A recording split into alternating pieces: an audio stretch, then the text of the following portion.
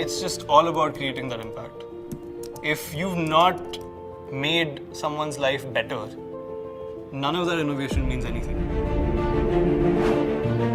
I ask them a trick question sometimes. I say, where does money come from? Does it come from the Reserve Bank of India, ATMs, parents? And then the answer is none of the above. Money comes from exchange. You only get money when you make someone else's life better.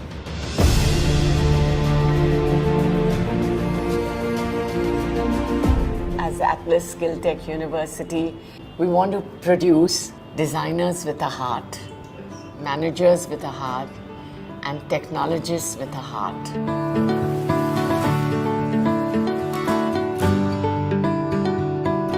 This is literally our campus.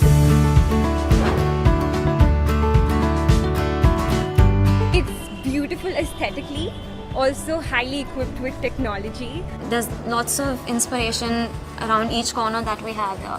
You fall in love with the place all over again. You fall in love with the idea of why you chose to become a designer.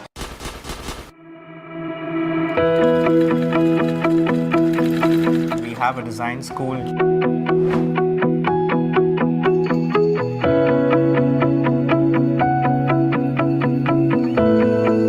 You have a business school. There is an AI ML school, which is data sciences. Every semester we get to choose an elective which is not only from our school but we can choose from any of the other schools at Atlas. One day we have a student in a robotics class. The next day the same student is visiting the stock exchange. On a third day they're working on a stage and set design in the NCPA. Our curriculum is designed in such a manner that Mumbai becomes the lab for them to learn. Mumbai as a city is an emotion.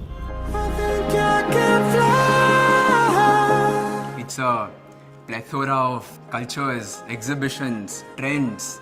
It's just the vibe overall for someone who's just 19, 20, looking to make their place in the world.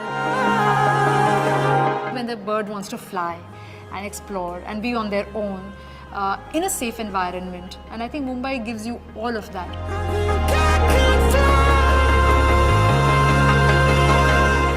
I am so thrilled to be in Bombay, and that too in the heart of BKC in a business park. We are a hop, skip and jump away from over 500 organizations. So imagine the kind of access an Atlas student would have.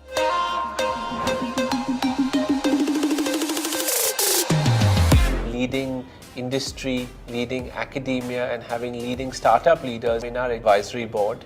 So you're creating an experience and testing that experience, whether that experience will work in the industry or not. More than 40% of our faculty come from the industry. That's one of the reasons why we are able to so confidently say that our students are relevant. And they will remain relevant. The other thing that we have is the need to do internship and apprenticeship after every semester.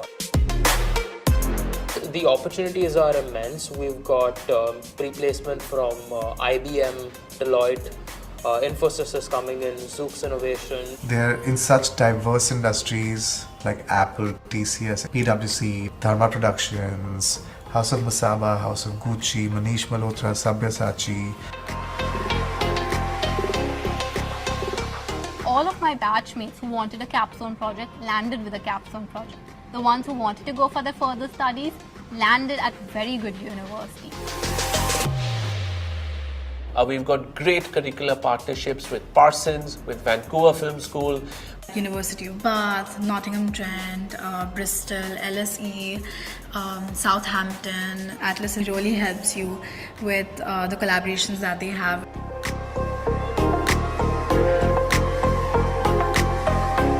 At Atlas, we're preparing highly entrepreneurial talent that will not only be the job seekers but also be the job creators of the future. They are further chiseled, right? It's a sharpened sword.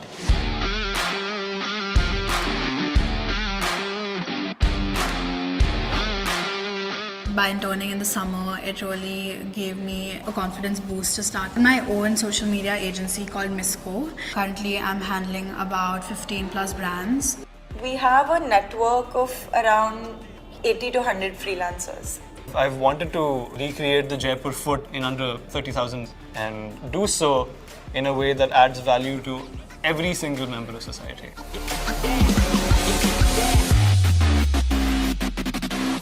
The philosophy of our school is to help our students invent things, patent things, launch businesses, and make a positive impact on themselves, their families, their communities, and on this country.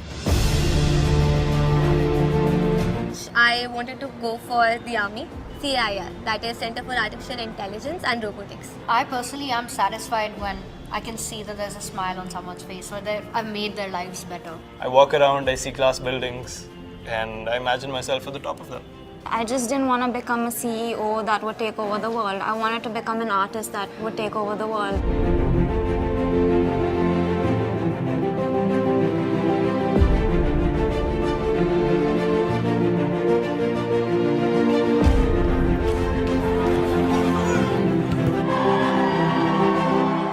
Creative people are always, I think, going to flourish in the industry, and we're going to change the world.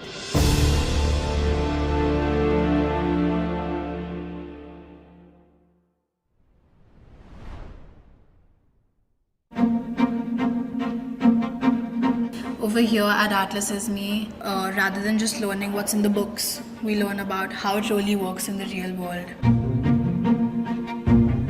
We don't just talk experiential learning, we implement it in the classes, in the courses, in our extracurriculars, in our projects, in our capstones. In our finance module, when we learned about debentures and treasury bonds, we didn't just study the textbook definition of it.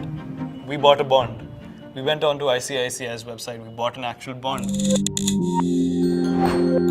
We have an undergrad program, which is a BBA program, and a postgrad program, which is an MBA program.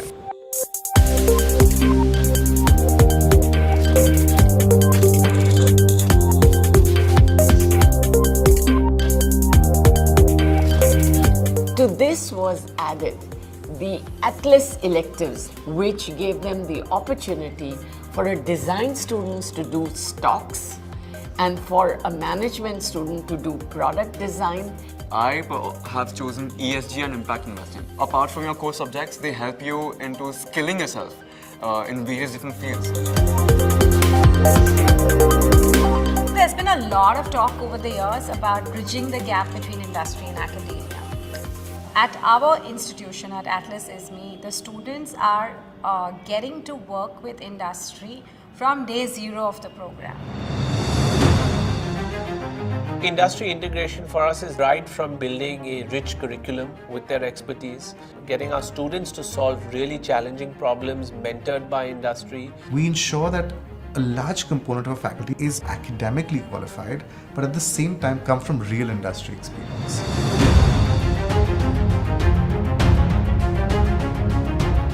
I see all of these like gargantuan CEOs and huge people from industries all over the world walk into our college. The fact that I'm here in Mumbai, the heart of Mumbai, just gives it that little extra push.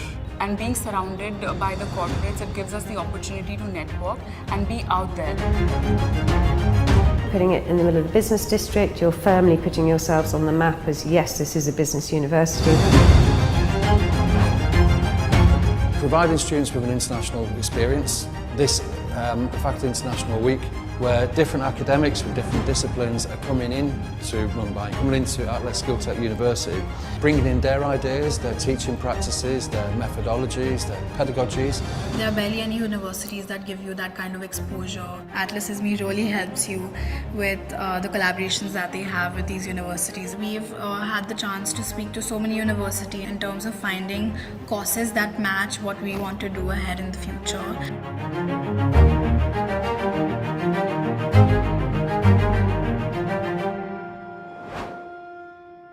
Our aim at Atlas ISME is to create entrepreneurial mindset.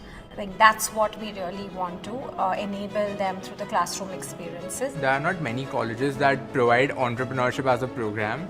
Over here, incubation, investors coming in, any student who has an idea or a startup can pitch it to them. Atlas Atlas ISME has lots of different clubs which run from finance, social media, sports and fitness, cultural clubs, and High Flyers is the international club. It teaches you how to work in a team, but not just be good at teamwork, be good at leadership also. When you're a leader, you give the team a direction, you move them towards the end goal.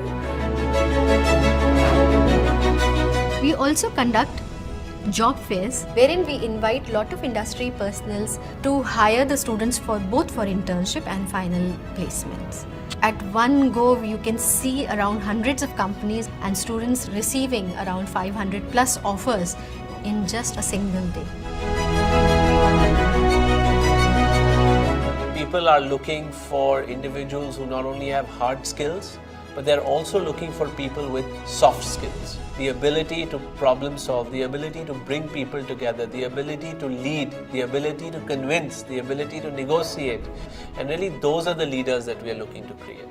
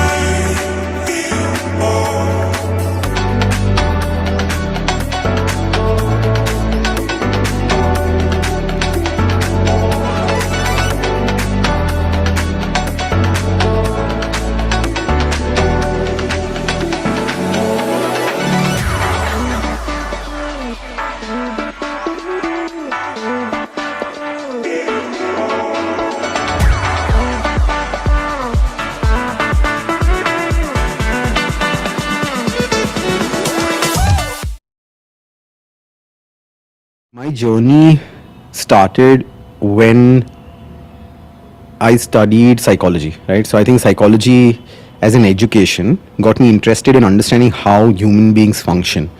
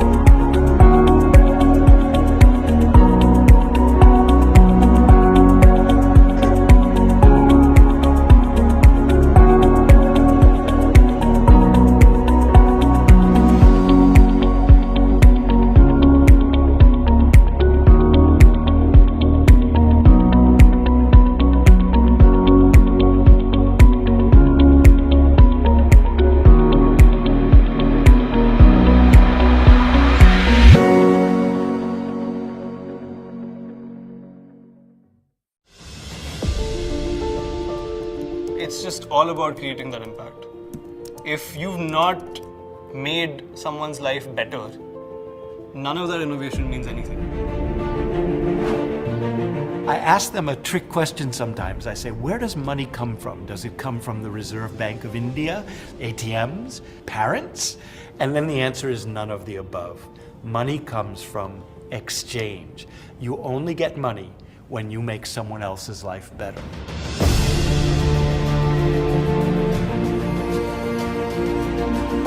As Atlas Skill Tech University, we want to produce designers with a heart, managers with a heart, and technologists with a heart.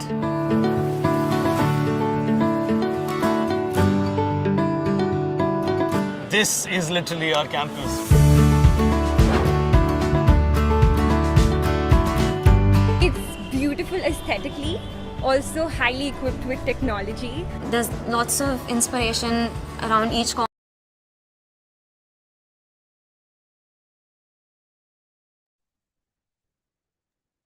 Good evening, everyone.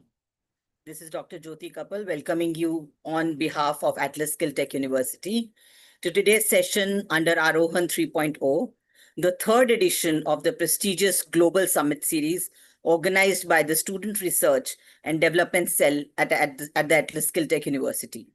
This year's theme, Vision 2050, Catalyzing Innovation and Transformation, reflects our commitment to exploring the transformative power of innovation in shaping a sustainable and technologically advanced future.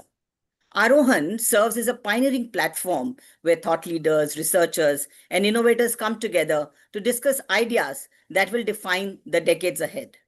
As a part of this summit, we are honored to host an exciting workshop today titled AI in Contemporary Research, Opportunities, Challenges, and Ethical Considerations, led by none other than Professor Dr. Rahat Munir, Head of the Department of Accounting and Corporate Governance at Macquarie University. Welcome, Professor.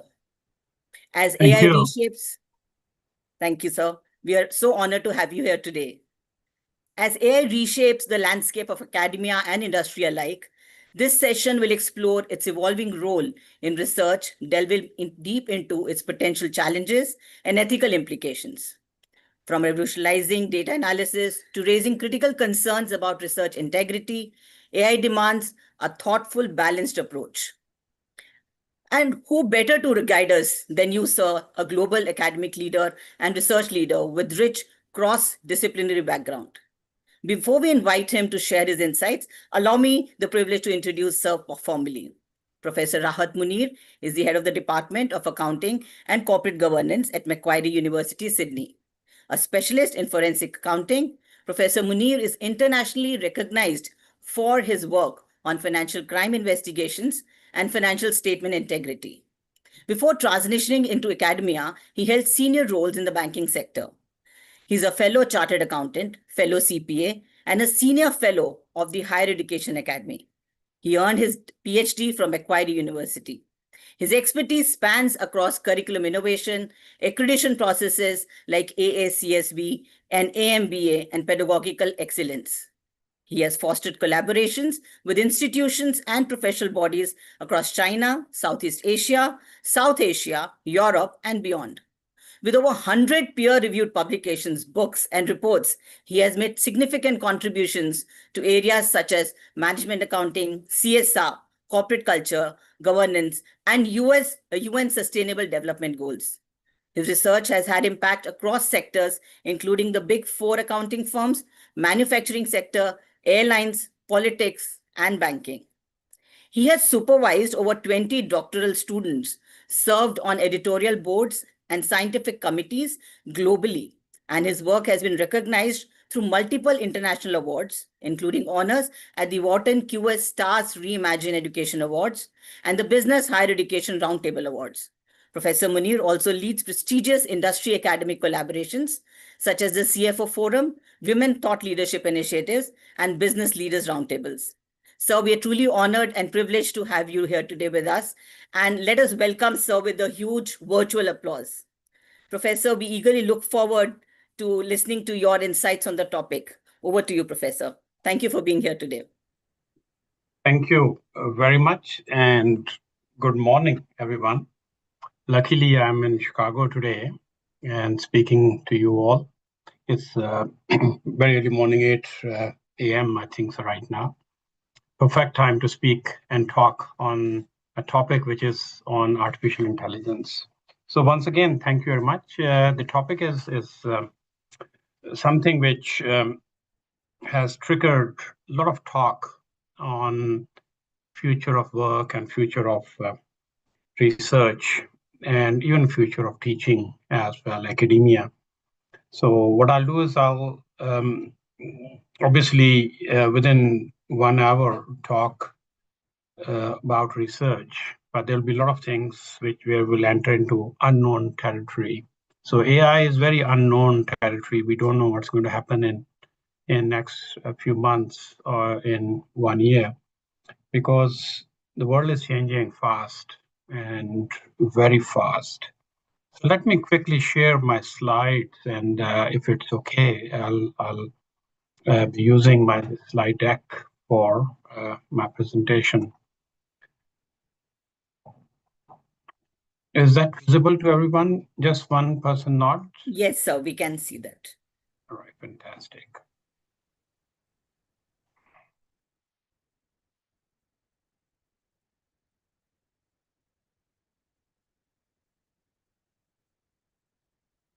All right, so if I take you back to 1950s, 1960s, or maybe even 1970s, many of you would know perhaps this is how a car manufacturing plant used to look like. People everywhere, assemblies were done in a very rude form. I'm not talking about, Stone Age. I'm talking about 30 years ago, or perhaps even 25 years ago. The same plant now looks like this. So what happens is the human intelligence has gone in the background and artificial intelligence has come forefront through robotics, managing through machines, managing through languages, which are machine-driven languages. And that has transformed the entire sector, not only manufacturing sector, but financial sector, or maybe educational sector as well. So we talk actually a machine language nowadays. We research in the machine language nowadays. So that's a complete transform.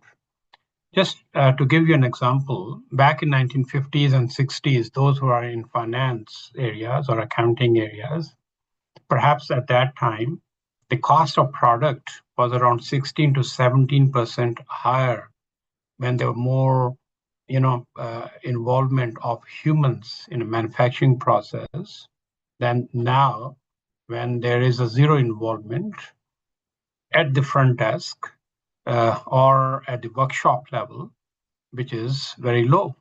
It means either the profitability of these institutions have gone high or increased, or at the same time, perhaps the cost of product by itself in times value of money perhaps has gone down.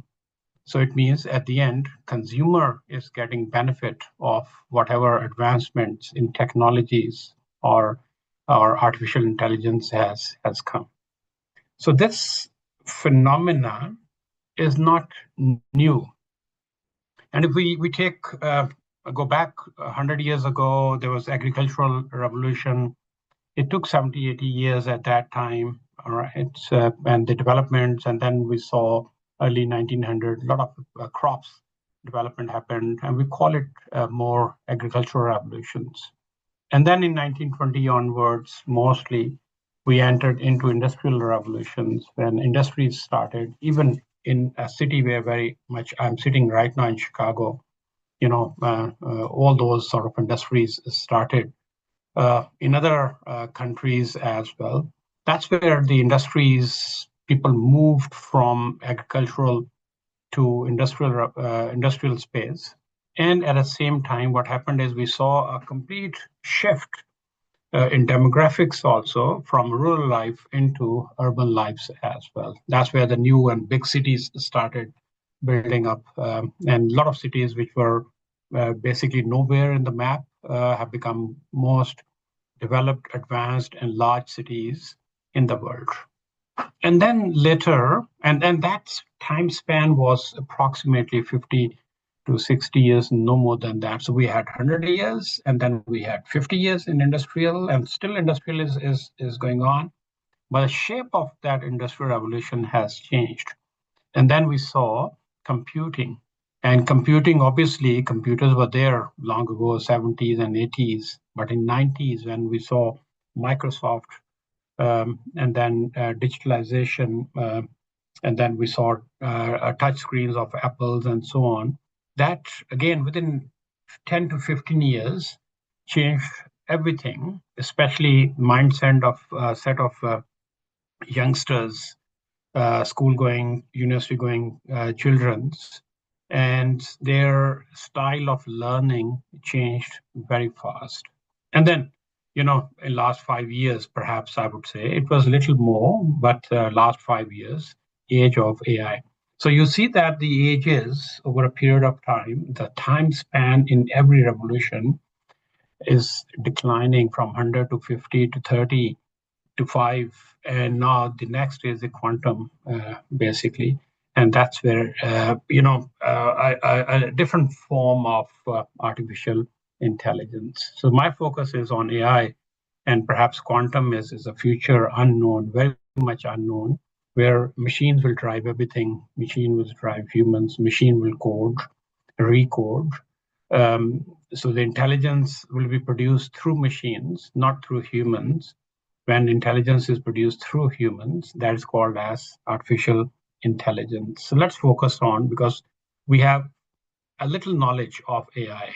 We have, a less knowledge, no knowledge of quantum, because that's a very specialized field. I'm not going to cover that, but maybe 5 years from now, when I'll be speaking, I'll be talking more on the quantum revolution as well, because that is going to happen. So these are the waves we saw over a period of time. Now, this is something which one can imagine also. You don't know what's going to happen in 5 years. Even I can't guarantee what's going to happen in 3 years' time in terms of technology, in terms of developments, in terms of a new revolution comes. So that comes very, very fast. For example, it's saying that perhaps in next 5 years, many disciplines will disappear. For example, which I suspect perhaps post office could be one hit in the future.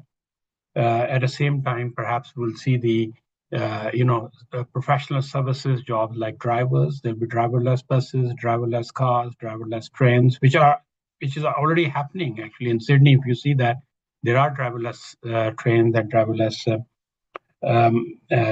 buses as well, and that's true. It must be in Mumbai as well, other places like your trains, for example, and they're all well connected. How they're connected, right? They are connected through artificial intelligence and the intelligence that's behind those programs which human writes and guide there. But in future, perhaps robots will be guiding and those things, and that would be a domain of a quantum in the future. So let me put this in a summary form, what I've explained. So in industrial economy, what happens is from 1969 to 1993, that's Industrial 3.0, where the soft skills was, a need, and then the term which was introduced in the literature, that there is a concept of lifelong learning. We don't use this concept anymore because there is no lifelong learning. Like if you take you back again to this slide, then actually it establishes that there is no lifelong learning. In agricultural revolution, there was different learning styles. In a computing age, there was different learning styles. And then in a quantum, perhaps a different styles. But 20% was there. And then after that, we saw 1994 to 2019 that a need for knowledge and digital economy came, and a lot of research published in this area. And my own PhD students, they did some doctoral degrees and published books on digital economy as well. And then we saw a wave of online banks, online insurance companies, online tradings. That is that era, right? That's where the 30% of the skills were soft skills. So what's happening is there's a shift between from knowledge or content into skills. So that's where the tension of skills and the knowledge started. And that started around 15 to 20 years ago. And if you pick books of 1950s and 60s, very heavy books written by people. And books are even, gone digitals. It means now it's more of human-centric economy where the 70% of your knowledge is skills-based knowledge. That's huge. It means remaining is only 30%, which you learn in a classroom. Rest is you learn through doing, and that is called as skills. Now, in current, and I have given this new term to this, it's called as power skills, because we are entering into AI space. There are no more soft skills, because that's knowledge area. You need to have knowledge to run, right? Run a computer, run a program, operating system, codings, machines. Everyone, whether they are doctors or engineers or finance experts or accountants, everyone perhaps have to have some understanding or some sort of knowledge of this. So it's better, I thought, introduce a new term in the literature that's called as power skills. So we moved from lifelong learning skills slowly and gradually into soft skills, and soft skills kept on increasing over a period of time. And then now perhaps they have become power skills because success of a person, a success of a story, a success of any institution is dependent on the skills, and those skills, which perhaps is 70 to 80% now, would make you succeed in the future. And then you would need a very short span for that success and the failure as well. So let me put this one in a different way. That's how that shift is happening in terms of abilities and non-technical skills as well. So let me define this. What is a technical and what is a non-technical? Technical is very much of your discipline. For example, you're accountants, you understand accounting, you're a chartered accountant, you're a CPA, or you have done any other finance qualifications, you're a financial analyst, you're a doctor, you're an engineer. That's technical in nature. You're an artist, that's technical, all right? And non-technical is how you undertake that activity. That could be perhaps common across different disciplines or different industries as well.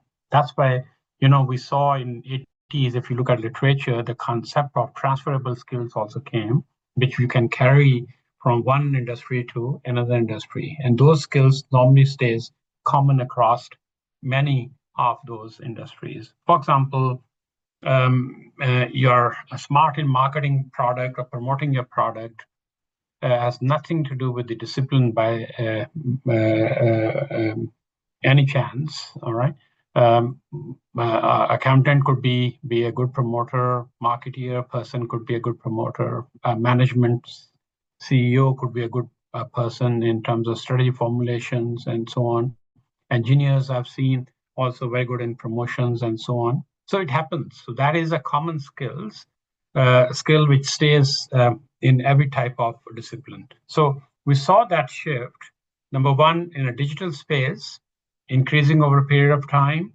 And at the same time, you see that your emotional, social, and cognitive skills have also increased, from 53% to 63% over last 10 years.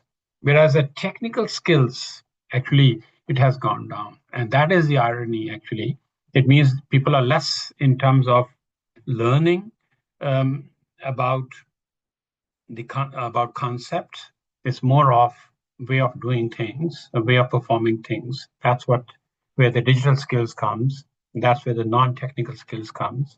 That's where the social and emotional, as well as the cognitive skills. So one more concept I'll introduce here is the emotional intelligence skills or emotional intelligence before artificial intelligence back in 1980s were introduced, and that was the reason why there was more need for social and cognitive skills. But with the 1990s and onward, when we saw small digital phones or small iPhones, touchscreen phones, iPads, and so on, the element of social and emotional skills, perhaps more of a social skills, actually has declined tremendously in the new generations. And we have published a couple of papers on this, that how new generations, they perform when they are in a social settings, and often we have seen they are quite isolated from the social networks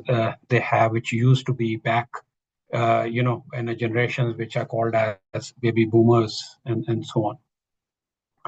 So before we get into details and explain research, perhaps a couple of things of 1990s and maybe 2000. First with analytical AI, what it is, and then quite recently, last 3-4 years, Gen AI. What's the difference between these two, and what's the common ground of these two? The first one is analytic is more of using artificial intelligence or computing. So that is basically a time which is a central of computing age and AI age. That's analytical AI. Or when this transformation was happening, there were computers and computer programmings and operations were used for analytic purposes. All right. So the concepts of spreadsheets style of analysis, dashboards, they were very common, and people used to make decisions based on data which was available. So success of a decision and the failure of a decision was very much based on analysis. And what happens is, these used to be produced at a bottom, below level, and used to go up to the senior management of a company, even sometimes board of directors, and they used to make decision based on analytics produced by different executives within the organizations. Now it's more of a flatter type of organizations. It's everyone's job. It's called as Gen AI. Now, if you look at consciously and unconsciously, perhaps you are using Gen AI all the time. For example, if you're using blockchain or your for example, passport or your driving license, your bank card is digitalized, you're there in a blockchain, right? If you're in a blockchain, you're very much using AI there, right? So that is what basically it's happening is nowadays we say is everyone's job, all right? So AI or Gen AI basically create a new data and new contents, and then you make decisions by having a creative applications of that data. That is a change. Now, what happens is when a PhD student come to me and say, I said, okay, come back after 2 days, give me some ideas of what is available in the literature on this particular topic and what is not. And often student says, oh, in 2 days, perhaps I have 4 years to complete my PhD. Now, because I know that, with the chat GPT and other concepts, which I'll explain how we use in literature, one should be able to have some idea of some sort of gaps in the literature, what is known and what is unknown. So your research is for unknown, all right? So if you discover unknown, it means you have achieved something, and that's what your research is. And this is what journals they are interested in, that how you explain what is unknown, and then you contribute towards that unknown factor to make it known to the public. That's what research, in simple words, my definition of research is, all right? So that's what it is. So analytics is more of given data, using that data. Then Gen AI is creating a data, making it more innovative, analytics, all right? And data from data, all right? And that data, which is usable data, for decision-making purposes. So here we're talking about a given data. Here we're talking about data which start small and keep on expanding over a period of time, all right? So the lifespan of this Gen AI perhaps is very short. Over last 3 years, we have seen basically a new generation's coming, and we're expecting a new generation next year as well on Gen AI space. And there's a race amongst companies also to come up with a better solution for the world in terms of artificial intelligence. So these are just stats. Perhaps these are outdated now. The day when I wrote, perhaps they were current, and the day I'm presenting, perhaps they are old. So when I wrote this type of presentation a few days ago in a industry academia dialogue, perhaps these stats are true, all right? And you'll see that over a period of time in 2023 onward, right? 79% of the respondents to the survey, were testing Gen AI solutions, and now perhaps 100% people are using Gen AI every day, right? That's 2024 onward. So what will be in 2026 and 2027 onward? Perhaps we will move from Gen AI into quantum computing and 100% use of Gen AI for every aspect, right? So your classroom will become digital over a period of time. Your libraries are digital already, will become digital, all right? Your bank is digital, your insurance company is digital, your doctor is digital, your surgery, while you might be sitting here in Sydney or Chicago, your doctor is sitting in Mumbai or somewhere else performing. That is very much happening right now. This is what the world is now, all right? So what's going to happen in the future? All that sort of perhaps in a more advanced stage. So learning through deliveries, I identified, in fact, there was a report published quite recently by KPMG, and they also identified around 15 common tasks, and I picked these tasks from that report.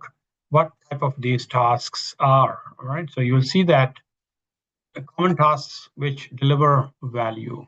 And you will see that in most of the tasks, 13 on 15, or any other report published, or any other paper published on AI, perhaps research is something which perhaps is common. It means in the future, Gen AI will be used for research. Research means for discoveries. I'm not saying that for writing your thesis or writing your paper, that is very low end of any use of AI. That is first step of AI. I'm talking about discovery of, for example, medicines, medical products, all right, or discovery in terms of engineering and so on. These things now would happen through Gen AI, all right, because it's expanding and evolving, and then artificial intelligence creates another intelligence, then a multiplier effect of that. You would see that the most of the tasks would either be routine within the organization, Gen AI will be used for that, and at the same time, it will also be used for creative purposes. That's the definition I've just given you, all right? Research, information gathering, documentation review, analysis, presentations. Like I used actually Gen AI in writing my own presentation also. That's what it happens. So it gives you a lot of ideas, which is known somewhere, and I would perhaps spend 5-6 months on researching, but within a couple of days I researched and I verified. That's what Gen AI is. It verifies for you also, not only analysis. And then you make a conclusion. That's where the human intelligence would come into play, all right? And that would be perhaps a little in terms of quantum engineering in the future. I was doing one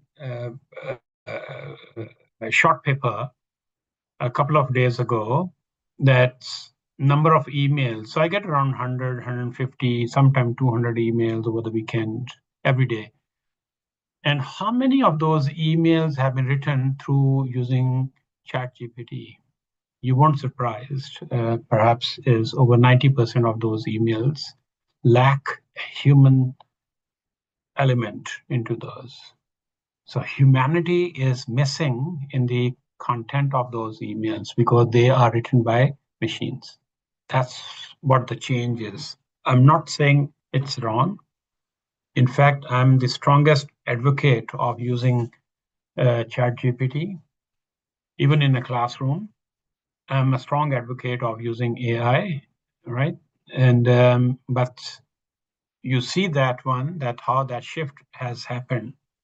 Even the style of writing those emails we noticed has changed, coming from one person 2 years ago, 3 years ago. I picked even 5 years ago those emails from the same person. And then we saw that typographical errors and symbols used, right, over a period of time has increased. And now every email coming from the same person, because we picked around 100 people who wrote emails to me over a period of time, that's where the change has happened. So these 17 tasks are basically on the top of this list is research, gathering information, analysis, and making a decision of what action you're going to take in the future research. Now, before we do discuss about benefits and lowlights, or highlights and lowlights of using Gen AI for students, for example, there's a lot of debate in US here, or even in Australia and other developed countries, that should we allow AI in a classroom? So then, in fact, if that is true, then in that case, there will not be a need for teachers in the future in the classroom. Students will learn through machines. And there will be a different form of communication, and there will be a different form of teaching as well. And that would be a new wave of learning to the youngsters. I'm talking about Gen Alpha and then the future coming. That's completely different. So quite recently, I was running a dialogue in Sydney, and I asked one of the students sitting in front of CEOs and CFOs in the Sydney Basin organizations, and she said that I don't attend classes. The moment lecture notes are uploaded, I upload them in ChatGPT and ask to summarize points for me from the exam perspective and knowledge perspective, and ChatGPT does everything for that student. I'm talking about a good student, of mine. So that's a new style of learning. That's an eye-opener. It means in the future, students will learn from a different perspective as well, right? So the main motive and aim is knowledge acquisitions, right? So if AI is a blessing, at the same time there are issues with the use of AI, because every technologies can be used for a good purpose, or it could be a bad purpose, or it could be ugly purpose. For example, nuclear. For example, for energy, it could be used for making a bomb to kill people.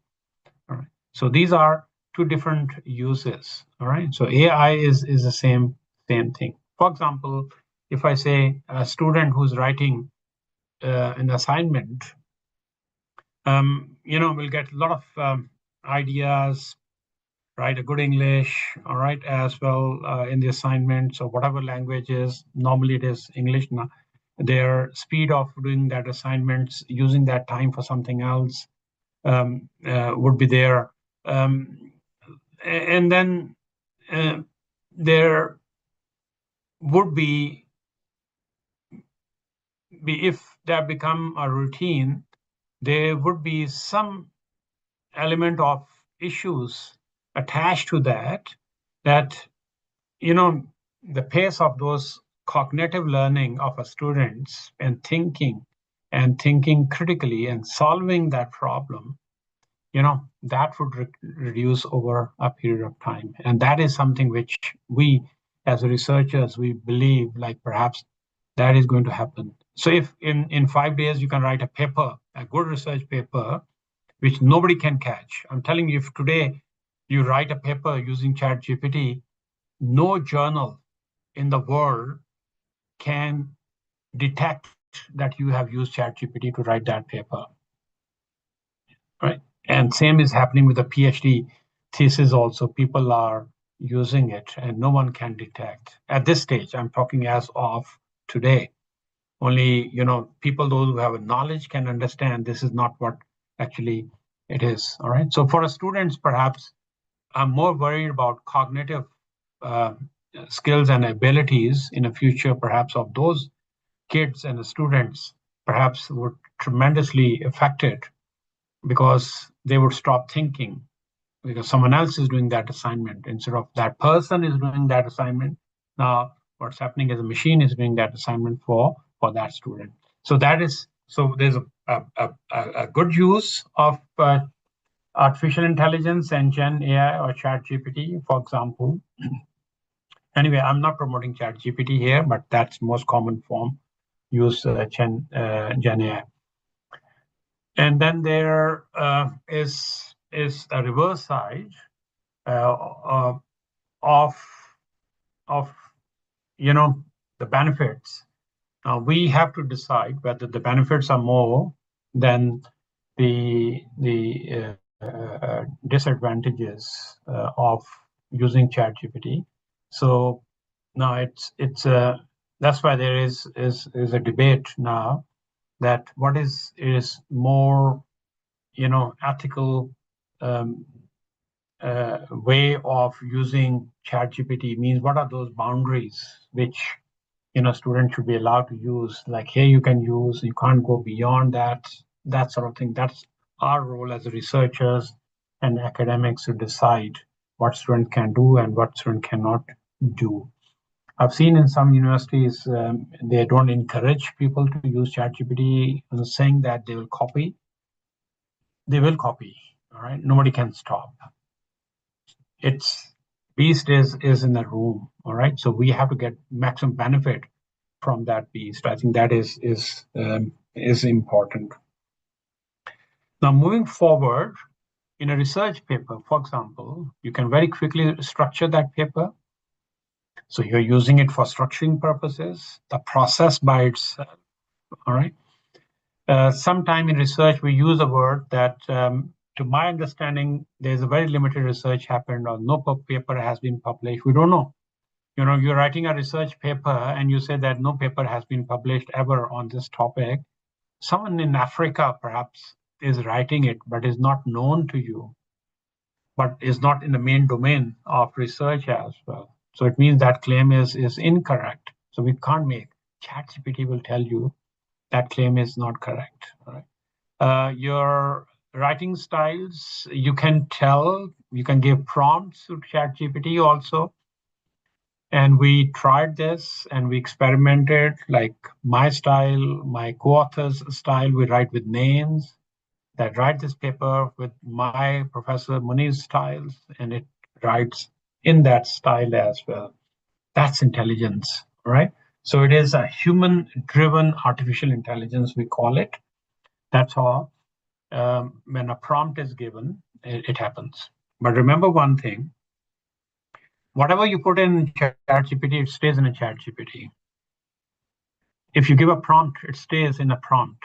If you have a conversation with your name, it stays there. That's a threat. That's danger. It would always stays, and you can check that you put these prompts and you ask these questions from ChatGPT and the conversations as well. All right, because ChatGPT is all about prompts. You keep on giving prompts. The better the prompts you give, the better results you will get. Right, formatting and so on. But obviously, again, the same thing is the problem is the biggest problem we saw in couple of papers for experimental purposes we wrote was incorrect references, or the references were wrong also.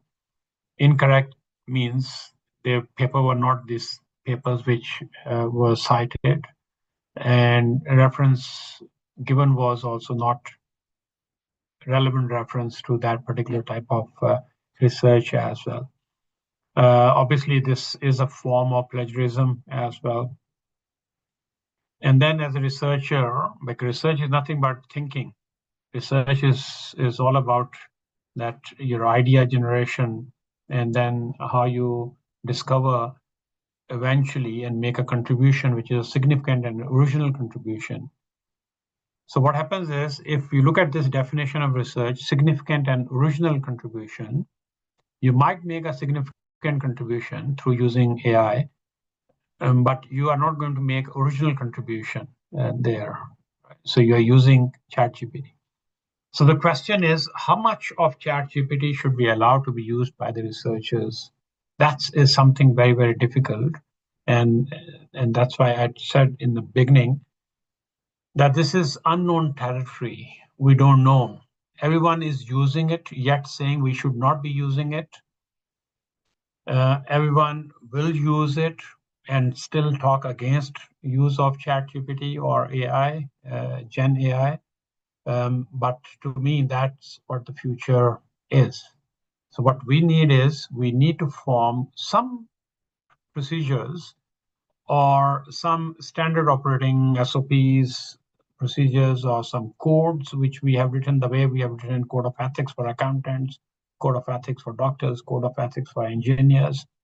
Same way we have to use a codes for use of AI in the future for research purposes. And work is already happening, and there are a lot of people I know that they are writing these, even like IFAC and other bodies. They have started working on in these international code of ethics on use of Gen AI there. And I'm also part of one of those teams of working on this. So you'll have a good paper, but your contribution is zero. Your learning is zero from that research and discovery. And basically is what you have done is a machine has produced the idea, and then you have just reproduced that idea and put it in your language if you get a certain time there.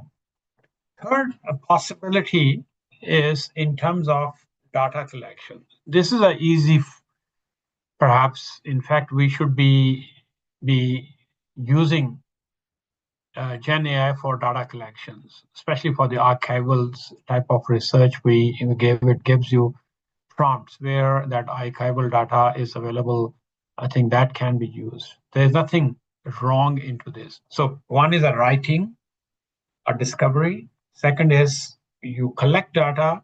You need data for that discovery, right? So perhaps there's a lesser of the stringent principles and the codes would be needed for quantitative and qualitative data.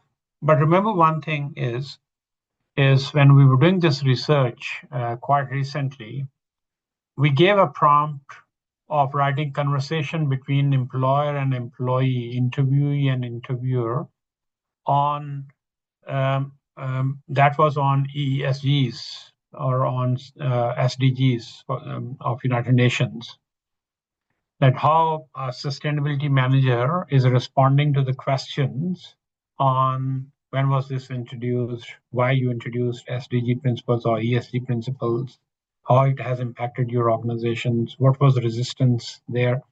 So there was a whole conversation came up. So my question was then, what is the need of running interviews in a qualitative research, or running experiments in a qualitative research, or running a survey in a quantitative research, when ChatGPT is giving you answer. But those responses are hypothetical one. That's why what happens is, in a data collection space, perhaps Gen AI will be used very little. and you will fake up your data to write a discovery, right? It means, that's why I use the word, there might be a significant or contribution or significant contribution, but that is based on data which is fake, all right? And the results are also fake. But the problem at this stage as of today is it's very difficult to figure out what is right and what is wrong, whether it is correct, who has written, and who are the interviews, and so on. Because we as journals or editors, we have to trust authors on the ethical use of research principles when that paper was right. So the question is now, is it right or is it okay to do that? Perhaps I would be a little reluctant in saying okay, because for writing, perhaps it can be used, but for data collection, use of data and faking that data perhaps would be a big gray zone where we'll be entering in a future. So research across disciplines, as I said, that where it can be used. For example, it would accelerate your data. Just to sum up what I've explained, pattern recognitions in qualitative research, which is very important, and a lot of repetitive tasks which happens in the organizations, that would be identified and removed. Cross-disciplinary innovation from one organization to another one, and from one technology to another one, simulations and real-time insights. So where are these revolutions happening? Medicines is the highest one, largest one. There's a lot of research, which is cancer research, diabetes, and others. It's happening right now. So that's a good use of research. Finance is there in every discipline, in fact, of finance or sub-disciplines. Gen AI is being used. Humanities also, and climate sciences, quite a lot. Like, we have a prediction of next 5 years of weather as forecast in Sydney as well. So what will happen in 2030 on Sunday, 30th of August, what will happen? We have that forecast. That forecast might be right or wrong, but it's based on models and the data which are part of this. And we build that pattern, and based on that pattern you predict. And mostly those predictions are correct predictions. And then business and economics predictability, which is also there. So these are the few of the areas which GI or artificial intelligence is being used. Just a couple of more slides. In literature review, as I said, that's how you do it. I'll just quickly explain.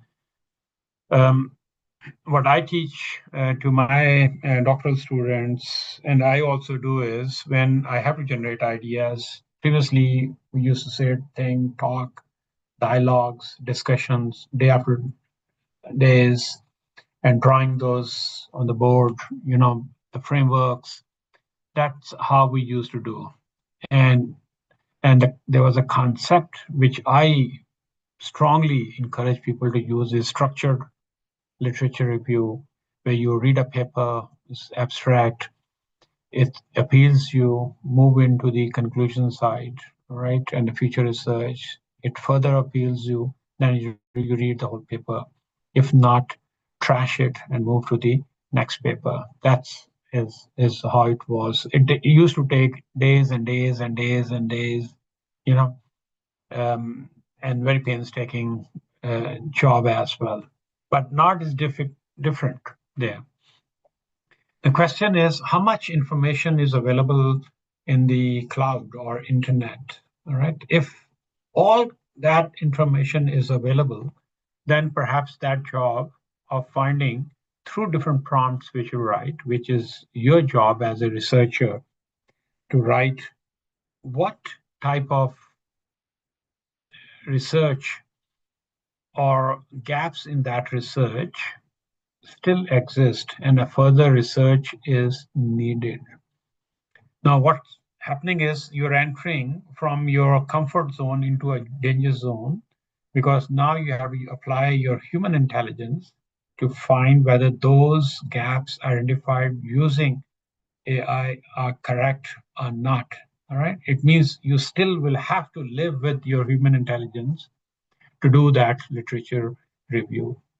But life would become easy because there are a lot of initial, steps which are more clerical steps of finding those papers and list of references. You can get it very quickly and promptly through using artificial intelligence. That is there. So it means there'll be more and more and more use of literature review.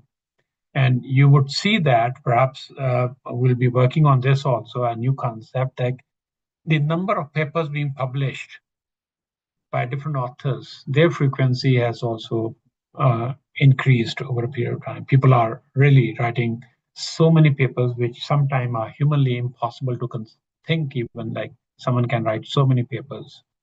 And some papers are becoming with the two co-authors or single author authorships have also increased over a period of time there. And that's because of the benefit of using AI in research. So the biggest use of that is in literature, all right? And then second biggest use of that is in findings, writing your findings. I think that's where it could help you. That's creating relationships and correlations between different variables, whether they're dependent or non-dependent or control variables. That's would become very easy for researchers in the future. So different tools being used. This is I could find there. I normally semantic scholars. I use that one. ChatGPT is true that perhaps is another one. I try to stay simple and try to get maximum out of this. And then I use two platforms to check and counter check what is right, what is available. So what I do is I normally check, give me a list of references on this particular keyword. So I put keywords, and then from there I get all the references, and then I will go back to the journals and look at and download those papers and read those papers. That's how it is. So previously it was different. It was from journal to the paper. It is now the list of references into paper, and then into journal, and then into a paper. So these are in terms of the importance and the common use of tools which are used for literature. I'll be happy to share my slides, and you can see what is available. And mostly these tools are, 30 days, 60 days, 90 days free downloads. They are available. You can use, and they are as good as these subscription as well. So you don't need to subscribe these things as well. So what are the challenges? Maybe I'll show one more slide on challenges. Obviously, data biases, because data you get is not collected by humans if you're using AI. They are collected by machines. It's a black box sometimes, a problem which creates for you. You don't know. Transparency into that. Over-reliance on that data, which perhaps is sometimes fake data. It's your job to test that. In journals, we can identify whether data is fake or not. And obviously, interdisciplinary gaps would be difficult and very challenging to find there. So these are a few of the challenges and limitations. I'm just trying to summarize those in one word. Obviously, it's very costly if you spend time on using AI for writing a paper for you, literature review for you. When I said paper, I'm not saying writing a whole paper, like writing, for example,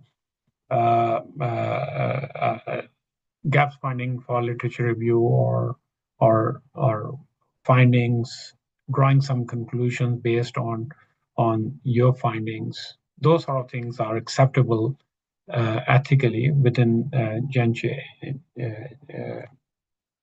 AI or ChatGPT. So these are few of costs of using Gen AI now and in the future, but obviously we would overcome these. I will just give you an example and then I'll stop and take a few questions. When computers came, people were very reluctant in using those computers. Same thing is when machines and cars came, people were reluctant actually. While they were very costly at that time, on the saying environmentals and so many things at that time, and cruel for animals as well, and there's so many things. If you pick literature of 1920s or 1900, you'll find all those sort of research published. And today, if you look at those papers, you laugh actually on those papers. Perhaps someone sitting 20 years from now, 50 years, would be laughing on us also, talking about whether to use AI in research or not. So my, principle is we must use AI. This is what the future is, and I'm the strongest advocate of using AI in research in any form. But as a researcher, it's your job to decide what is that line, all right, where it is acceptable use and this is not acceptable use, all right? So those are called as ethical considerations. So there are principles. I'm saying is at this stage, you are the one who define those principles, but there are going to be code of ethics soon coming, perhaps within 1 year, which will be used to control that what is acceptable and what is not acceptable. If you look at top journals on Australian Business Deans Councils or any other top journal, they ask you to verify, tell you have not used AI for writing your paper completely. All right, so that is not acceptable at all. So the future is, as I said, obviously regulatory framework is going to be there, integration of AI with the human creativity, quantum perhaps will take over this. Emerging tools, Chat GPT 5 is coming actually in few days now, broader sense, and obviously call for responsible innovations in the future outlook. Now the question is not whether intelligent machine can think. The question is whether humans can still think critically in the age of intelligence machines. People remember with AI will replace people without AI. So those who have no knowledge of AI will be replaced there. That's just like a computing age. Those who had no computing knowledge, they were replaced through revolution. All right, it happened, and we saw in 1980s there. And then another thing's not happening within next 2 3 years is those who are not using AI will be replaced by people, those who are using and expert in AI. So one last thought, humans and the machines, obviously this is going to happen. It might be if you're visiting your surgery and a doctor, your doctor is a robot. That is a possible in 10 years, 15 years, and 20 years time, or at least the intelligence being used in the whole process is not human intelligence, they are artificial intelligence. So humans cannot be replaced, will not be replaced. Human is still a brain sitting behind this artificial intelligence. That would stay. That's why there are more jobs in the future, now and in the future, because of AI. So some people, they say, perhaps human will be replaced, so there are little jobs available in the future. It's going to hit that. No, there'll be more jobs. AI is creating more jobs. And if we look at the computing revolution, in fact, with the advent of computers, when it came, more jobs were created by computers, not less. Even in 1950s and 60s, Volkswagen, I was showing that picture, there are around 17% used to work on assembly plant for one car. Today, no one works, but still in any manufacturing plant, there are more labor used than at that time. but the work of that labor has changed. Now it is more of a critical thinking, decision makings. At that time, it was more labor. It was really a labor used with no intelligence at all. And they were doing more of a routine tasks. Now they are not doing those. In fact, they're involved more in thinking. And that's what is going to happen in the future as well. So think big, start small, and scale fast, very fast. Otherwise, AI will simply replace you in the future. Research, I think, would be the biggest area. And if we have acceptable use of AI in the research, perhaps that is the best way of using AI. So thank you very much for the time, and thank you very much, Jyoti and Varsha, and then Atlas Tech for wonderful, topic for this summit. I think that there should be more of these. I was very glad when I was approached. Such a wonderful topic, and I think India is leading in this space in the world already. Thank you very much. Any question, happy to answer. Yes, thank you so much, Professor Munir, for all that insightful session. And believe me, our chat box is buzzing with a lot of questions that our participants have come up with. Some questions, gradually we did get the answers, but what I've seen is that questions have broadly come in two areas. One is on the student growth and responsible use of AI by students, and how teachers can then use AI to augment their teaching experience in the classroom. And the second is something which is coming from researchers, that how we can use AI in research responsibly. So I'll take the first set of questions. I've taken out few from, the whole lot of questions that we received. I'm also clubbing few questions together because the intent is the same. So the first question is on the student experience, which says that how can we as teachers utilize AI, the rise of it, to augment and support our teaching skills in the class? Our students are using AI and we want them to use it responsibly is one, but we as teachers, maybe we can use it also to do some brainstorming in the class, to improvise on our assignments, to make the class more engaging and be, in line with what they're doing. So how can we do that? Yeah. So I think this is a very good question, and we have been thinking on this because this is coming again and again, and there are a lot of papers quite recently published on this also. Like teachers are discouraging students to use not to use AI or ChatGPT, while they themselves they use, right? So teachers are using and they're saying to students, no, it's bad, all right, don't use it, it's ugly, all right? As I said, it's not hunch, that is the fact. AI is there. AI is not there to go. Very simple. Now, what is the ethical or acceptable use of AI? Obviously, it starts from teachers, because teachers are the ones who make careers of students. Students are using it already. If a teacher says that my students are not using, I think I should not be using this word. We perhaps are not living in the the world with senses. All right. So students are already using it, and every student is using it, which is okay, I would say. Okay, there's nothing wrong. Now, as a teacher, a couple of steps we have to take. One is obviously the way we craft our assessment tasks. It should encourage students to have ethical use of AI. For example, ask students, instead of having one assignment and say, go and write an essay on this topic on sustainability, or go and write a report on this.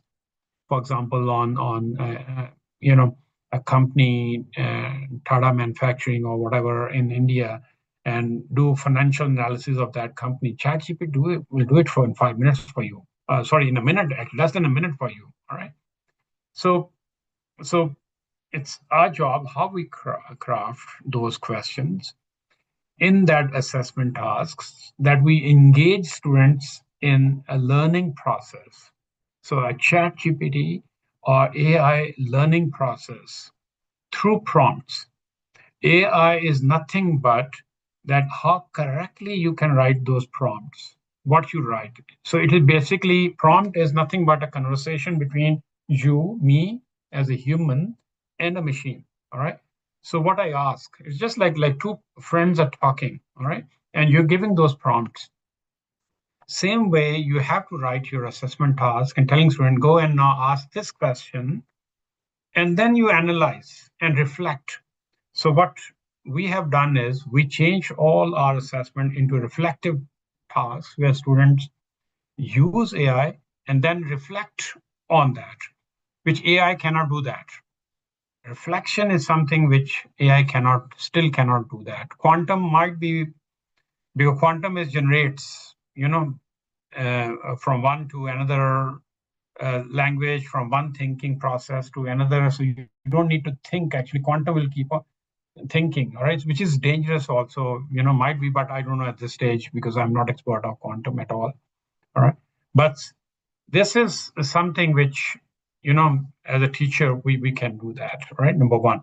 Number two, when we go for delivery of our lectures in a classroom, it's good to do some research. Now it's very easy. In fact, you spend few minutes on searching on a topic through using ChatGPT or any other platforms. It will gives you what it should be, at least some ideas, what should be on your presentation deck.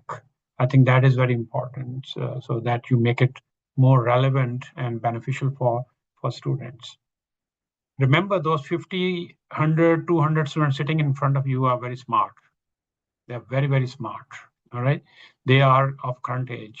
We are not of their age. All right. Their speed of using iPhones is much faster than the teacher. All right. So a teacher should keep this thing in their mind all the time. I think I have answered this question. Yes, Professor Munir. I mean, every day we face that challenge when we walk into the class, and so true when you said that let's use the chat GPT and maybe change our assignments which are more reflective tasks.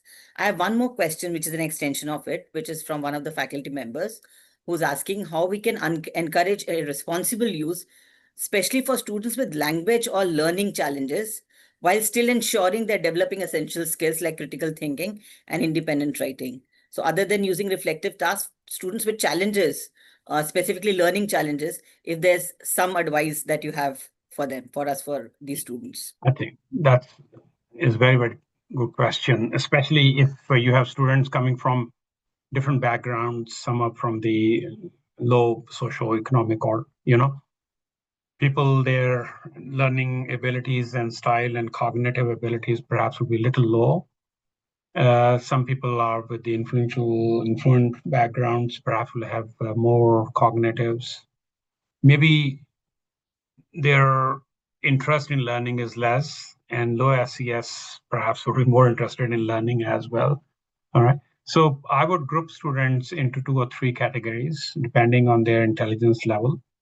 So I think in week 2 or week 3, I would run a sort of a diagnostic type of task of using ChatGPT or AI, and from where you categorize those students into 1 or 2 different groups would require a different element and the scale of support provided by a teacher. So what we do is, and I have introduced at Macquarie also, that we run diagnostic assessments in week 3 and see that not to identify a student at risk, in fact, to see that what level of support and nature of that support is needed to those particular students. And language could be one element of that support which potentially could be provided to those students.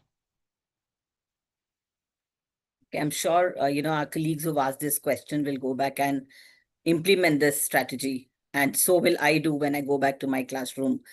So the second set of questions came from researchers where they want to know what is your view on revealing in the research paper verbatim that some parts of the research paper is inspired by LLM?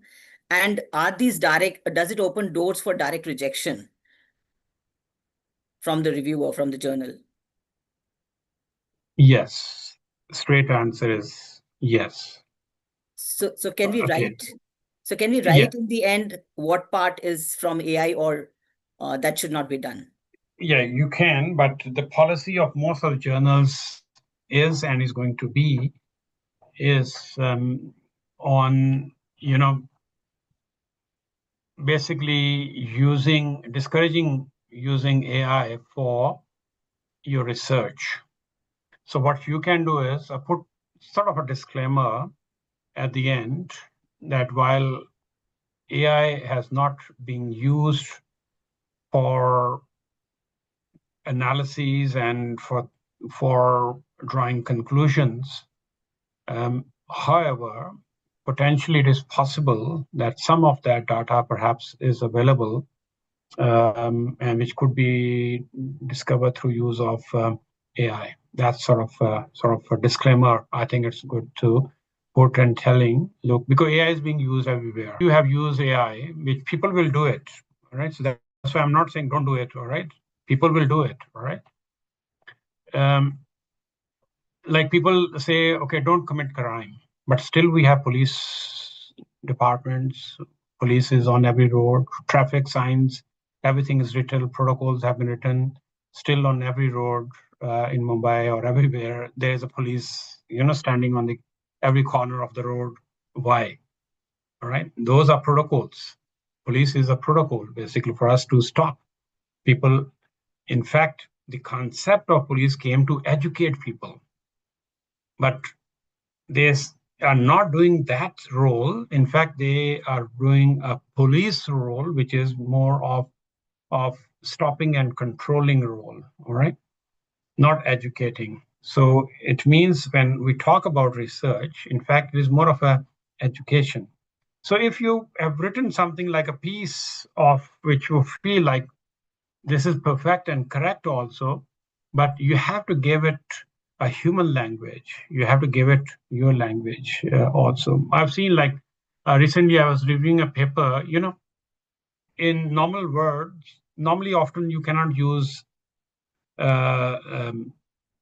symbols or dash is longer, all right? There are a lot of things which I can tell people if you want privately talk to me, I can tell you how can I detect very easily this email has been written by AI or this paper is written by AI. Very easy, I can detect that one. But there's no, through using machine, you cannot detect that.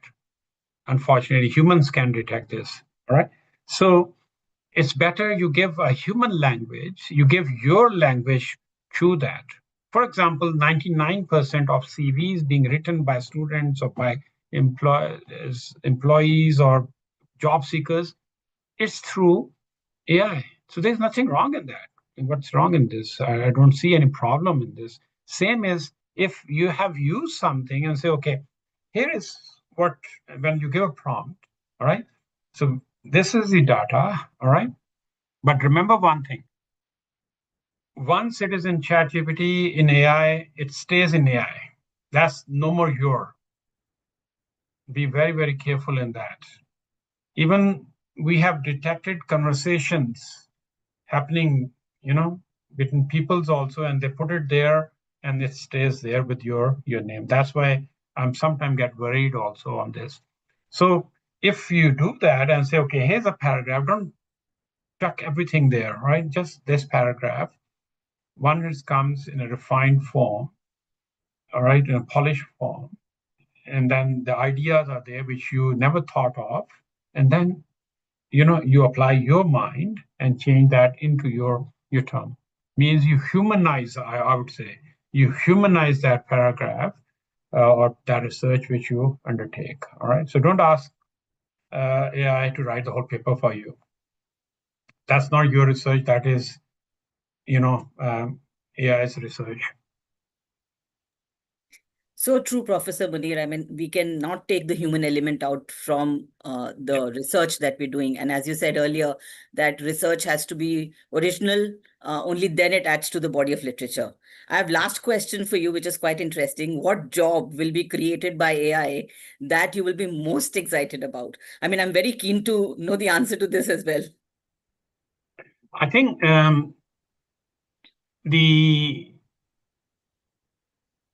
okay, let me take this in academia actually. I believe in academia, the role of researchers would increase in the future and there'll be more exciting jobs in AI. So if you look at that, my graph, which I was showing, from digital skills increasing, but at the same time, cognitive skills are also increasing. It means the role of a typical researcher. So we will not perhaps call them as a teacher in the future, and this word would soon disappear. You'll see that we would be more discoverer, not even researchers, but to make discoveries and give that knowledge to a student. I think that is something which is going to happen. So the title, even like if you use after this presentation, use the future titles of works in 2030, you'll find that very interesting titles like analytics, all right, is very, very common across that. Financial insights. In the past, we used word financial analysts. So insight has changed now. So means computer saying that in the future, people will use word insight, right? That sort of thing. Advisory is very common title now is being used for last 1-2 years. So business advisor, risk advisors. So in the past, in banks, financial institutions, or in insurance companies, we used to have this insurance analysts, right? Or before that, there were insurance experts. We used to use that term, of banking experts. And then, now it's completely, they are advisors, business advisors. Now, if you look at the titles of these big four firms, all right, if I would have been presenting perhaps 15 years ago, I would have said, use word big four accounting firms. But I'm not using a word accounting anymore because they don't use accounting anymore. Deloitte or PwC or KPMG or EY, they say we are consulting firms now. And now they have started saying that we are advisory firms. If you look at their annual reports, they write a word advisory firms, not even consulting firms. Consulting means a financial, involvement directly and indirectly. We are advisory. We give advice, accounting advice, audit advice, risk advice, tax advisors, transfer pricing, whatever it is, all that. That has completely changed. So that would be another type of role. If you see that number of roles available, because I know Australian market better, has really gone high, and students are being hired into those dimensions. So within accounting departments, data analytics has become very, very common. It used to be zero in the past, never. In the computing departments, often data analytics people used to sit. Now they're part of the mainstream accounting and finance teams. So analytics, advisory type of roles are common, and there are more jobs in the future. Right. So even if just last one word. If you look at accounting, finance, business disciplines in the world, in top universities, top 100, 150 universities in the world, they have started, putting this, for example, is Master of Accounting and Finance with data analytics with KPMG in top 5 universities, 6 universities here in US, all right? I'm also offering this one at Macquarie in Sydney.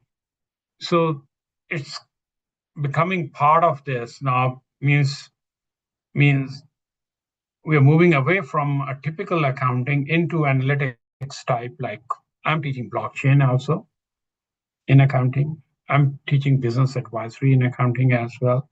I'm teaching advisory, forensic advisory as well there. So these are new areas.